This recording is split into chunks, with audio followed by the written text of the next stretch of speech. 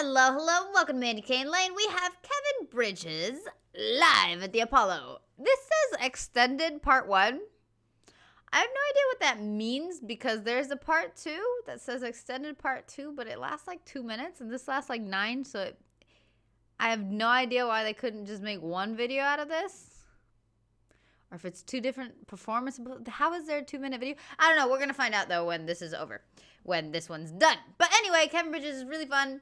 I understand him more than other accents. But I might get lost. So we'll see how this goes. But I know the guy's funny. I saw him a couple times on Wilty. And I did see a clip of him doing stand-up. But it was like mega freaking copyrighted, protected, or whatever. But I think the live at the Apollos should be okay. So.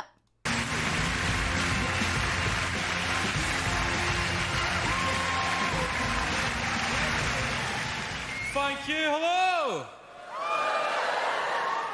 The Apollo, eh? It's good to be here in London. Have we got any other Scottish people in the room?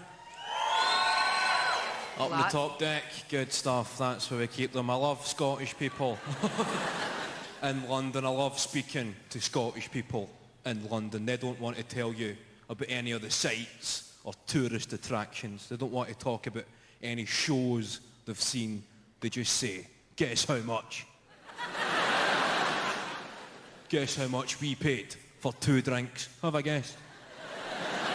2 drinks, guess how much? You know when somebody says to you, guess how much we paid, in an irate tone, social etiquette is to aim kind of low. So they can have the little moment of shocking you. Now what I've done... Is that social etiquette? I don't do that. I usually go mega high. No, I actually usually guess what I think, according to your reaction since you're shocked, and I'm usually ballparking it. Now, that's not the... I'm usually getting it quite correctly. Ballpark is like very broad. Never mind. I don't... This... Aim high, shocking you. Now what I've done, I now aim high. Kill the conversation stone dead. Next time somebody says to you, guess how much we paid for 2 drinks, just say, I don't know how much, 40 quid. Wasn't quite much as that. We thought it was quite expensive, but it sounds as if we got a bargain. The BNP have been in the papers recently. I've seen a bit of racist graffiti that kind of sums up the whole thing. It's in a kind of deprived housing area. On a newsagent, somebody spray painted BNP. And below the BNP, they drew a swastika, right? Now, beside this swastika were a couple of unsuccessful attempts at drawing a swastika.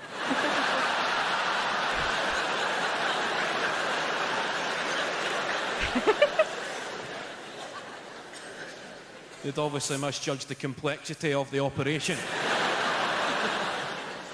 And rather than spray paint over the failed attempts, they left them there. I must have thought you get some form of credit for showing you're working.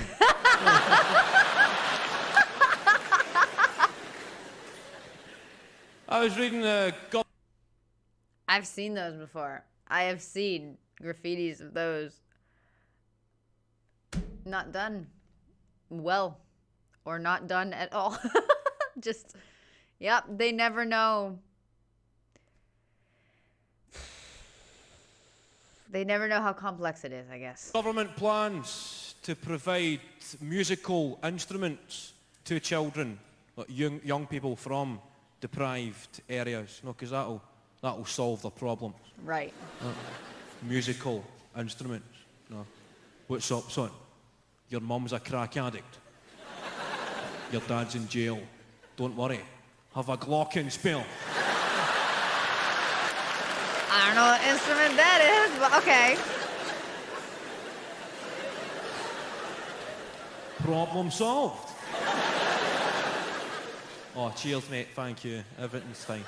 A, B, C, D, E, F, G. A lot of fond memories growing up. The good old days. I liked school. My favourite class at school was woodwork. Remember craft and design? I never actually liked the subject. I liked the teacher. See, everybody's woodwork teacher was an alcoholic. I remember this guy, our woodwork teacher. He would just be sitting at his desk about 10 minutes in to the woodwork lesson and he's not even spoke a word. Right? Just sitting there, going,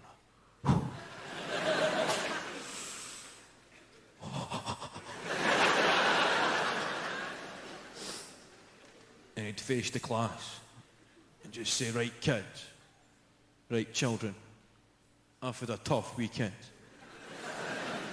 I was supposed to go to IKEA, but I spent my wages in odd bins.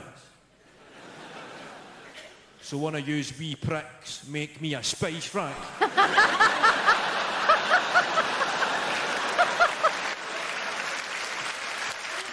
Oh, man. And when you were 12 years old, that was pressure. When a middle-aged man's marriage depends on your abilities with a tube of glue and a bandsaw. I left school. After school, I remember looking for a job, unemployed, in the job centre. First job, you see, a customer service advisor's assistant. Okay. None of these jobs, it just gets shiter and shiter every word they use. Just goes mwah, mwah, mwah. Basically means you make the tea for the guy that makes the coffee.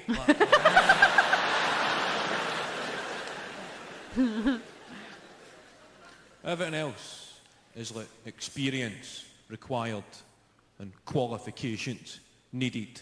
And I was just a dickhead. Right? Just left school, don't have much of that. Last option you've got, you can join the army. Right? You've got the British Army recruitment desk. The guy's there. Go on, here, son. Be the best.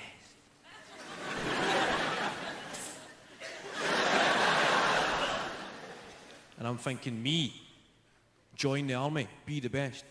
T-Mobile just said, I don't have enough qualifications to sell phones. Microsoft just said, I don't have enough experience to answer phones. And you want to give me a machine gun?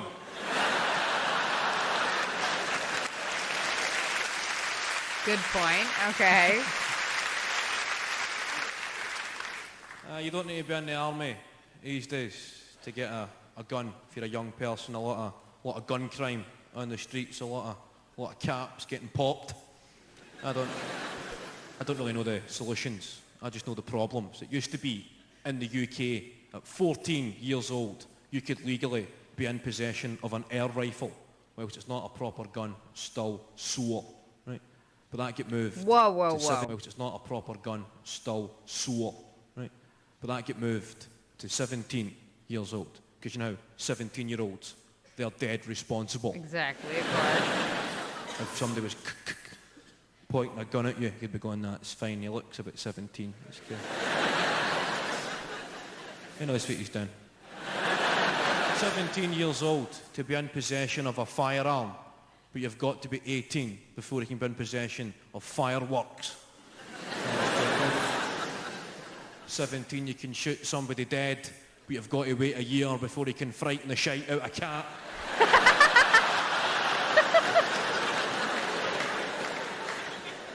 But drugs, I get offered drugs quite a lot in this game. You get offered the usual suspects like ecstasy, speed, and a drug called horse tranquilizer. Somebody was excited about that one.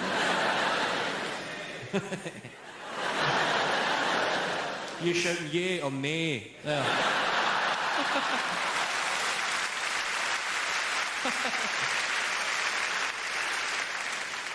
I can understand people who don't know anything about drugs. Maybe trying ecstasy because it sounds quite good, or the connotations of the name. Ecstasy, you think of states of euphoria and happiness. And then speed is pretty self-explanatory. Then horse, tranquilizer. Self-explanatory though, isn't it? That hardly sounds the most sociable of evenings.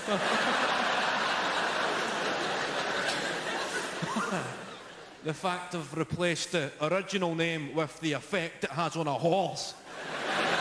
I think that's the way every drug should be tested. Give a lot of them to horses, then you can see what it actually does to you. It would also make the Grand National pretty interesting. 20 quid on the one that's breakdancing, please. I was watching a programme about children from the opposite end of the social spectrum. A programme called My Super Sweet 16th. Anybody seen this? Don't get too excited, it's quite shite.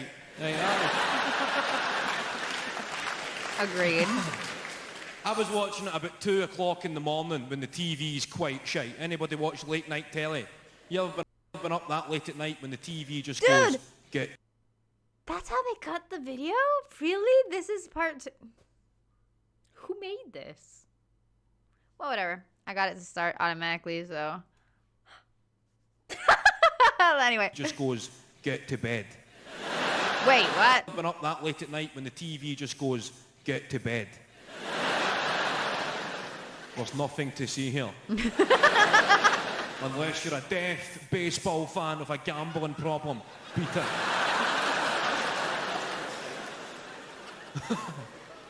Does anybody watch these late night Channel 5 phone-in quiz shows? Anybody seen these, like Quiz Mania and The Cash Vault? It's just robbing drunk people. And children. Ugh, and children. I've heard of several people, which shall remain nameless, that spent way too much money of their parents' money on the phone calling these places. Stupid. There used to be, it probably is still around, but there used to be a really stupid one here in Argentina where it was just, you know, they would put random letters in like bubbles and you were supposed to make the longest word with it or whatever, or a word with all the letters, but there was like a lot of letters, so it was hard. But it wasn't hard, it was actually hella mega easy. So like, I guess drunk people as well, but kids would get like mad excited and call in, and obviously they'd steal all your money because they would never answer. And at that point it was profitable. But and children, maybe not at like 5 a.m., but this used to be on at like 2 p.m. so robbing drunk people. No, you come in at night, there's some guy going, okay, everybody, okay, thanks for watching, okay, for £10,000, we're looking for a guy's name.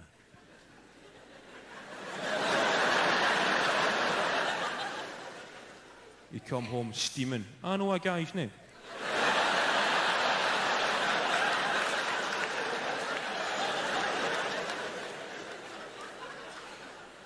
10 grand. I know a few guys' names. Watching this Super Sweet 16th. What it is, it's these millionaire parents and they've given their super names.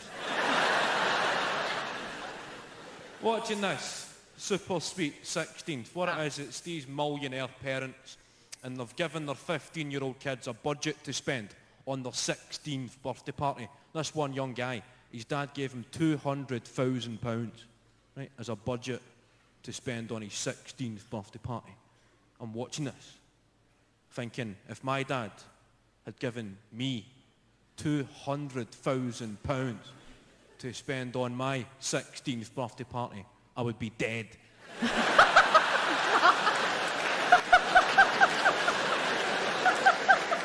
was not expecting that. It would make for a more interesting TV show.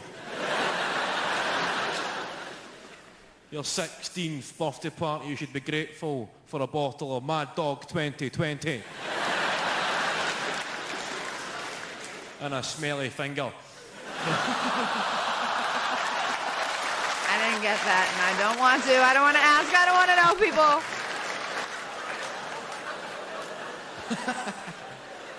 He has such an awkward little laughter when he's just like waiting for people to calm down, or when he laughs at his own jokes. It's not like a full laugh. It's just it sounds so fake. It sounds like just when someone makes a really bad joke and you don't know the person well enough to say, dude, that was absolutely terrible, shut the hell up. And you're just like, that's it. That's like, Time it's for that. Bad time for that hand gesture there. So, ladies and gentlemen, thanks a lot for listening to my time. Good night. God bless. See you again sometime. There you go. Been up that late at night. I started over. I don't know why that happens, but whatever. It's weird to me. It's still weird. I've been watching so many comedians and stuff, and it's still weird to me. People that don't like fluidly connect their jokes and their content and their story. It's just like, this joke is here, all right, and now we're moving on to this joke, and this joke is done, punchline accomplished, and now we're gonna. It's just weird to me. I don't know why. It's like, I get one-liners. But this isn't even that. This is just, it's weird. It's just like he wrote down a notebook all his jokes and just kind of recited them. It's just weird to me. Anyway, I guess I like more storytellers. I've seen some one-liner. I've seen Jimmy Carr and stuff. Super funny. But it's weird to me. Like, is it that hard to actually connect a little bit more smoothly one topic to the next? Maybe it is. I wouldn't know. I'm not a stand-up comedian, so... Not yet, anyway. I don't think I'll ever be. Dude, stage fright is real. It's very real. Anyway, so if you understood any of this, I hope you enjoyed it. I understood almost all of it. There was only one or two little things that didn't really catch, but I think it was more of a cultural thing or a word I've never heard before or anything like that. But I understand this man. So... I don't know, I'm proud of it. So I'm rubbing it in. Anyway, guys, there you go. I didn't get the finger thing, but I don't want to know. I really do not, especially what he specified what the other gentleman was doing. No, thank you. But anyway, there you go. I hope you enjoyed.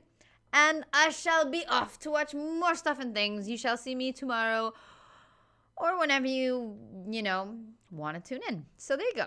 Anyway, guys, thank you to everyone that is about to appear.